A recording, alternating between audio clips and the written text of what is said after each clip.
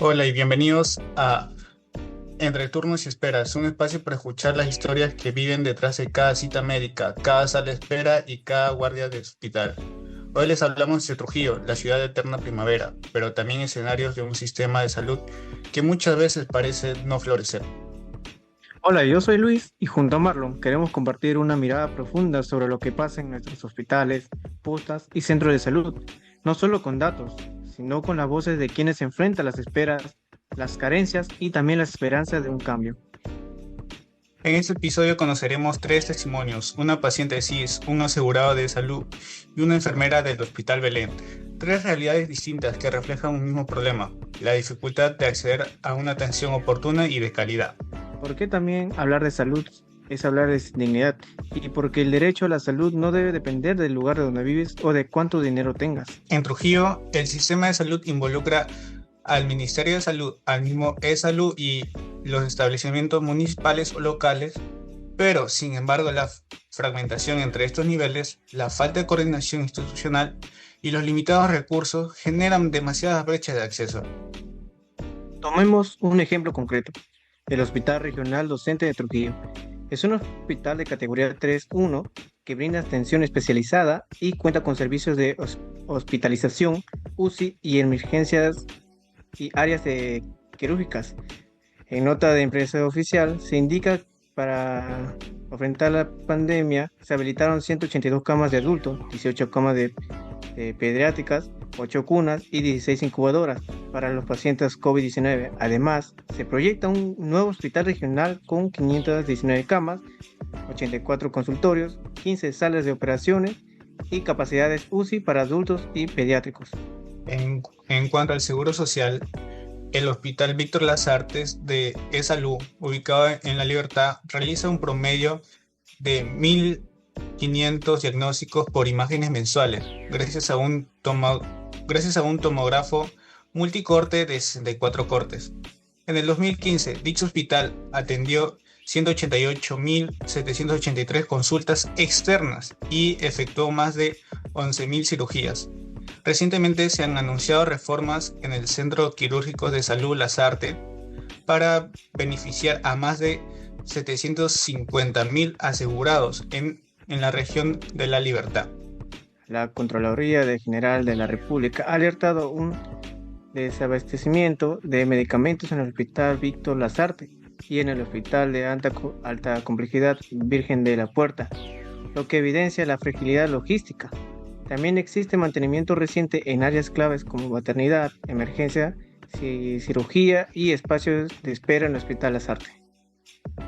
Así pues, en Trujillo coexisten instituciones que tienen recursos especializados, pero también hospitales o postas que carecen de lo más básico, como personal, insumos y medicina, lo que genera turnos y esperas excesivas para muchos ciudadanos. Hoy nos acompaña Ana Esperanza, una mujer luchadora de 52 años, vecina de Paiján, en la provincia de Ascope. Ella es una usuaria del CIS y vive con una enfermedad crónica, artritis reumatoide. Ana, bienvenida al programa. Gracias por invitarme, Marlon y Luis. Hoy quiero contar mi historia, porque sé que hay muchas personas como yo que sufren en silencio. Me diagnosticaron artritis hace más de 5 años. Al comienzo pensaba que era solo el cansancio, pero con el tiempo no podía ni cerrar la mano de tanto dolor. Oh, Ana, lo que cuenta es muy trágico. Me gustaría hacerte algunas preguntas. Y comienzo diciendo, ¿dónde fuiste primero? ¿Y cómo fue ese primer contacto con el sistema de salud? Bueno, primero fui al centro de salud de Paiján, me atendieron, pero no tenían especialistas ni medicamentos adecuados. Me dijeron que tenía que ir al hospital regional en Trujillo para que me vea un reumatólogo. Me dieron una cita para dentro de 4 meses. Cuando por fin me vieron ya había perdido la movilidad de una de mis rodillas. Y dime, Ana, ¿los medicamentos te los cubría el CIS? Algunos sí, pero los más importantes no. Me recetaron un tratamiento biológico, pero era carísimo. El CIS no lo cubre y yo no puedo trabajar por el dolor. Mi esposo es un agricultor y no le alcanza el dinero para mis medicamentos. Entonces tomo lo que puedo o lo que me dan, o lo que consigo en las farmacias más baratas. ¿Y cómo te afectó? ¿Te afectó esto emocionalmente? ¿Cómo viviste este proceso? Bueno, a mí me afectó mucho emocionalmente. Hay días en los que no puedo levantarme en cama, no por flojera, sino porque el cuerpo no me rinde. Por lo que más me duele es sentir que el sistema de salud no existe si no estás a punto de morirte. Como tengo una enfermedad lenta, silenciosa, no es prioridad y mi vida se ha detenido debido a esta enfermedad que no es atendida. ¿Pero has recibido algún apoyo psicológico o seguimiento constante? No, nunca me han ofrecido terapia ni seguimiento psicológico. Solo voy al control, me revisan y me dan una receta. Pero no hay continuidad. Siento que me estoy apagando y nadie se da cuenta. Ana, como última pregunta, quería preguntarte, ¿qué mensaje le darías a las autoridades que hoy en día nos puedan estar escuchando? ¿Qué nos contarías al respecto? Yo les recomendaría a las autoridades que miren más allá de Lima, que la gente en los pueblos también sufre y también se enferma, y que una enfermedad crónica también te puede matar, aunque no sea de un día para otro. Finalizando con la conversación con nuestra amiga Ana, que nos compartió su historia, ahora escuchamos a Fernando, un joven trabajador del sector tecnológico. Está afiliado a eSalud y nos contará su experiencia. Hola, ¿qué tal? Muy buenas tardes. Bueno, como me han presentado, soy Fernando y quiero comentarles un caso que me ha pasado ya hace un año, donde tuve la desafortunada suerte de lesionarme la rodilla jugando fútbol. Y bueno, esto me llevó a ir al hospital de salud aquí en Lasarte y me dijeron que necesitaba unas radiografías. Pero esta cita, el problema era que tardaba en 2 meses. Imagínense, 2 meses sin poder caminar bien, con el dolor constante cada día. Por eso es que al final terminé pagando una resonancia en una clínica privada, porque no podía esperar tanto ya que tenía que trabajar.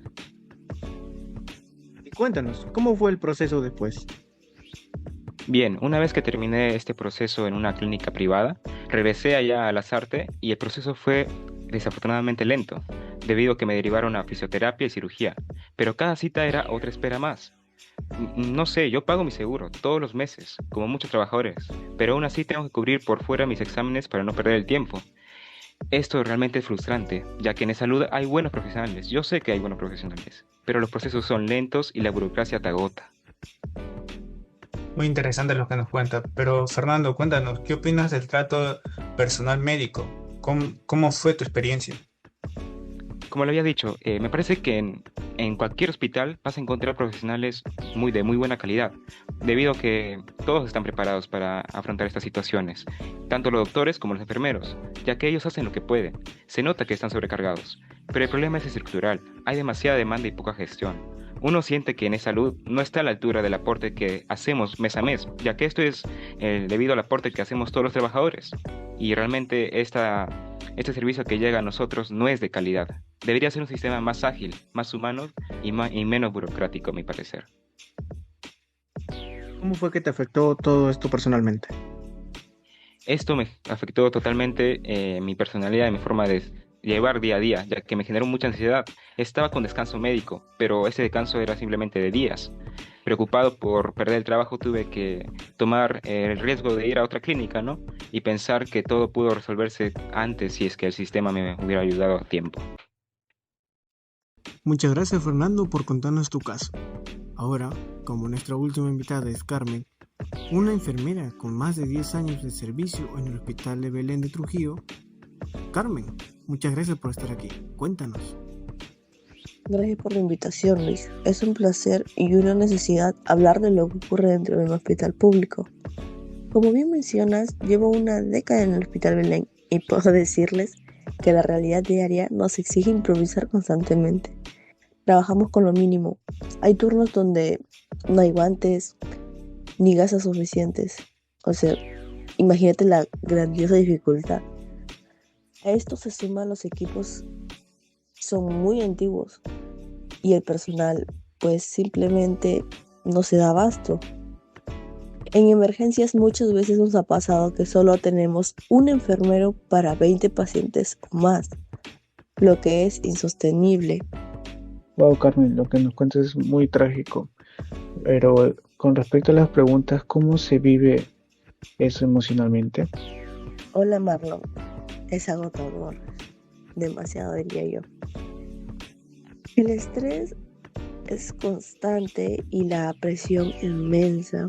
Nos gritan, nos reclaman. Y aunque entendemos que la gente sufre y está desesperada, es un peso emocional enorme. Esto se intensificó durante la pandemia, que fue devastadora para todos, pero todos nosotros. Vi morir a colegas, hasta familiares.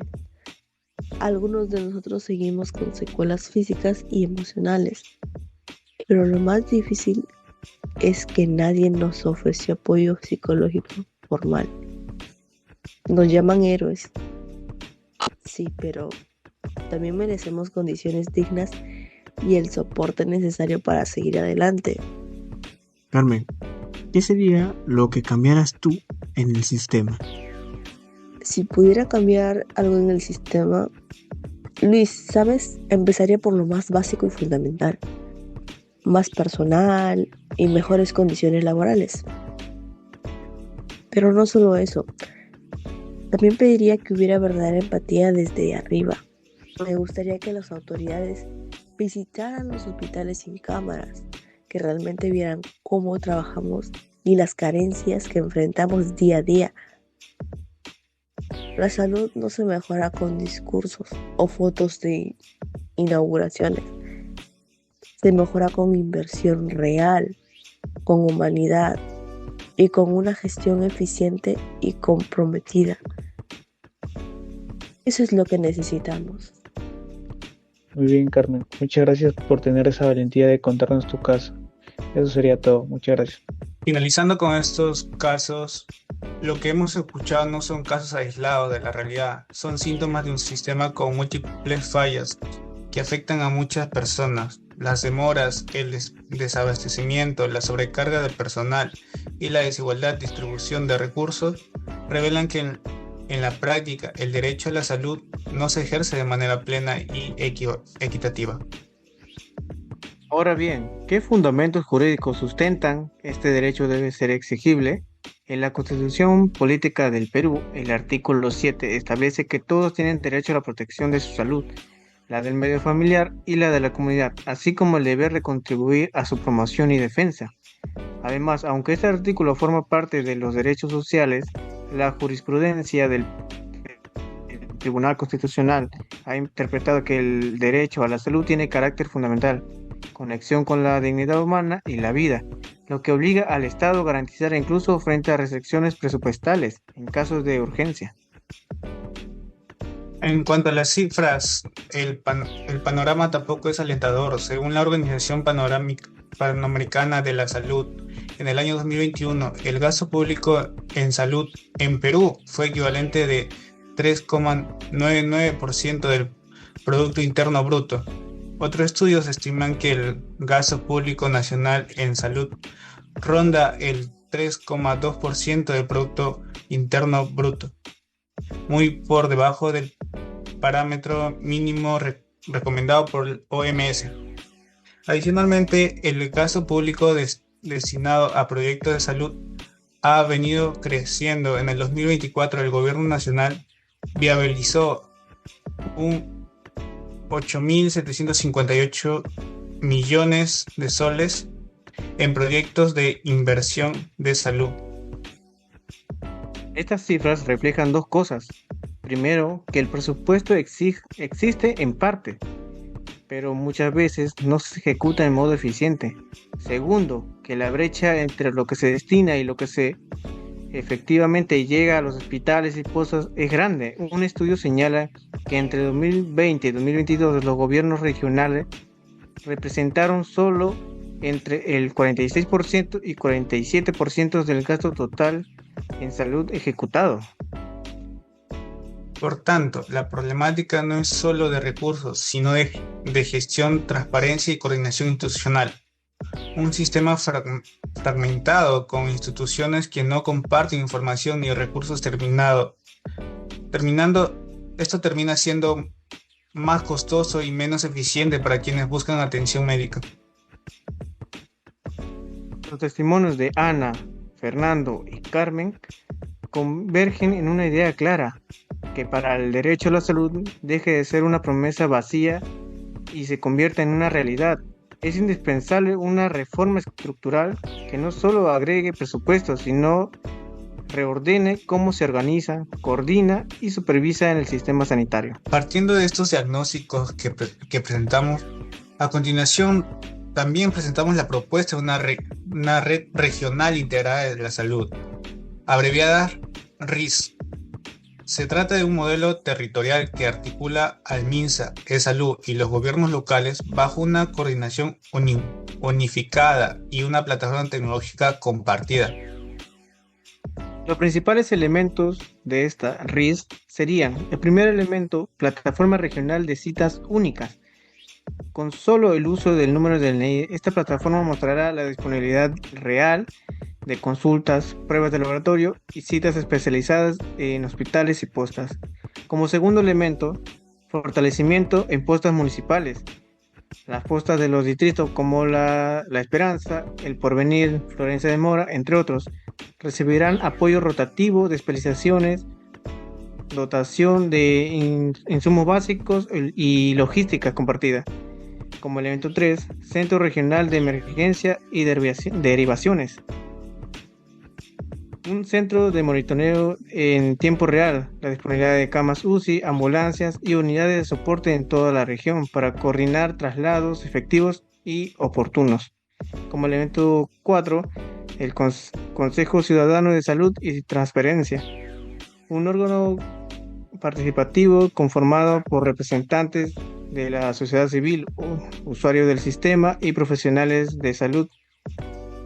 Y como quinto elemento, mecanismo de fiscalización y evaluación continua, indicadores de calidad, encuestas de satisfacción, auditorías periodísticas y sanciones en casos de ineficiencia o corrupción. La gran fortaleza de este proyecto abreviado RICS es que no exige una reforma constitucional ni un cambio legal radical inmediato. Puede comenzar con acuerdos regionales y fondos ya existentes e ir escalando. La clave es la voluntad política, la coordinación interinstitucional y el empoderamiento ciudadano. Una vez establecida esta red, podría aliviar la carga sobre los hospitales de referencia, reducir la lista de espera, mejorar el acceso en zonas rurales o periféricas y hacer que los recursos públicos sean usados de forma más eficiente y... Bueno, queridos oyentes, hoy hemos recorrido realidades palpables, historias de lucha, de espera y de resistencia. Hemos visto cómo el derecho a la salud, consagrado en el artículo 7 de la Constitución, debería ser un manto protector sobre todos, pero en la práctica está fragmentada, desigualdad e inaccesible para muchos. Hemos mostrado cómo el gasto público en la salud, aunque haya crecido en proyectos de inversión, sigue siendo insuficiente en relación al tamaño de las necesidades, como con un porcentaje del PBI muy por debajo del ideal que sugiere el OMS. Pero también hemos ofrecido un camino, la red regional integrada de salud, no como una utopía, sino como una estrategia concreta y plausible para que la salud deje de ser promesa incumplida y se convierta en una experiencia vivida para todos. Invitamos a las autoridades locales, profesionales de la salud y ciudadanía a sumarse a esta propuesta, porque mientras haya personas esperando atención, el sistema aún nos debe.